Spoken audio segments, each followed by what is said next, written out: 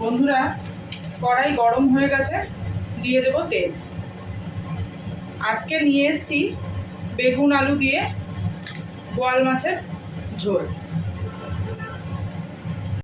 তেল গরম হয়ে গেছে বন্ধুরা, এবার বোয়াল মাছগুলো একে একে দিয়ে দেব।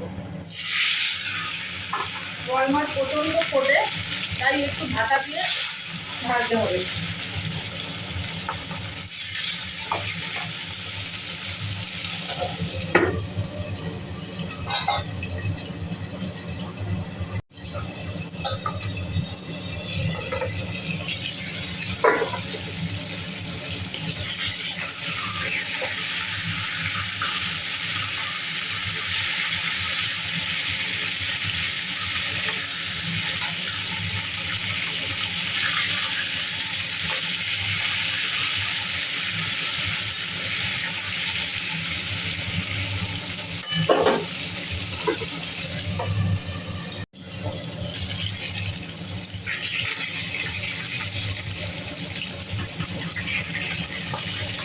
এইরকম লাল লাল করে ভেজে নিলাম।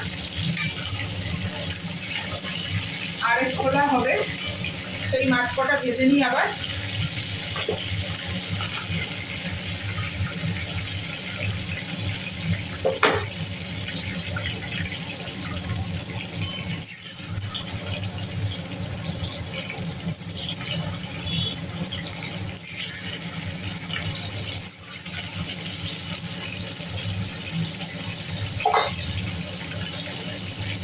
আরেকবার ঢেকে দেব।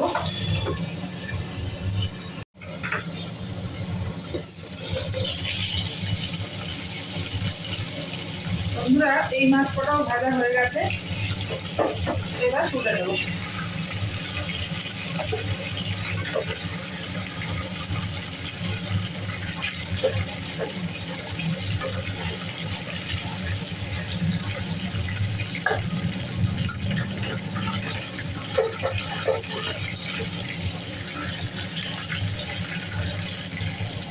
এবার এই তেলের মধ্যেই দিয়ে দেব জিরে ফোড়ন, জিরে আর তেজপাতা।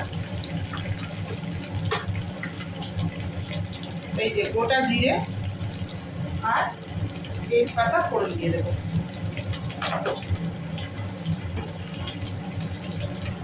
ফোড়নটা ভাজা ভাজা হয়ে গেছে, এবার দিয়ে দেব বেগুন আর আলু।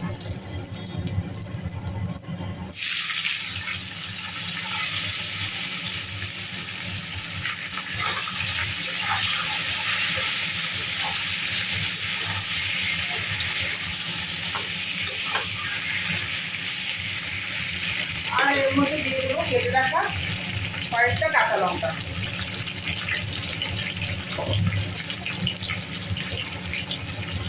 সামান্য লবণ, এগুলো দিয়ে এবার এই সবজিটা ভেজে নেব।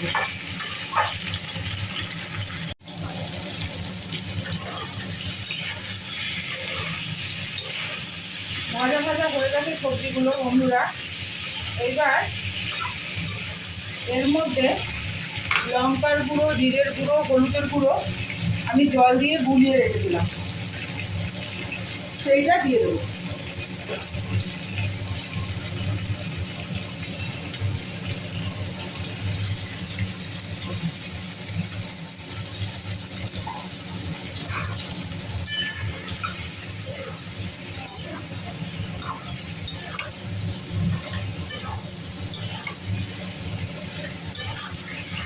এবার মশলাটা ভালো করে কষে নিই,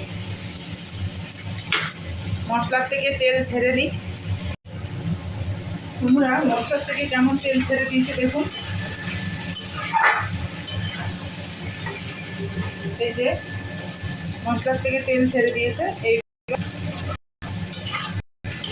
জল দিয়ে দেবো।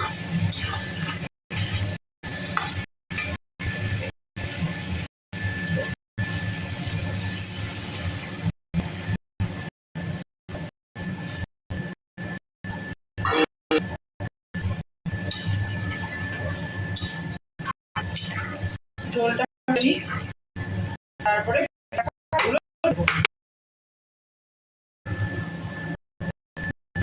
বন্ধুরা এবার মাছগুলো সব দিয়ে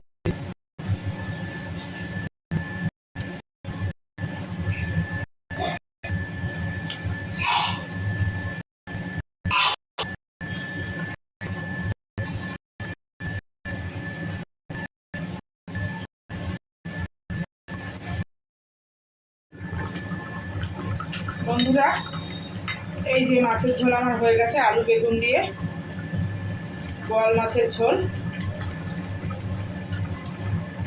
কেমন লাগলো আপনাদের জানাবেন। যদি ভালো লেগে থাকে তাহলে একটা শেয়ার, কমেন্ট এবং লাইক দিয়ে আমার পাশে থাকবেন। আর আমার নন্দিতাস চ্যানেলটা সাবস্ক্রাইব করবেন। আজকে তাহলে এটুকুই রাখি, আসবো অন্যদিন অন্য কিছু নিয়ে। এই যে মাছের ঝোল ঢেলে নিলাম গরম গরম ভাতের সাথে।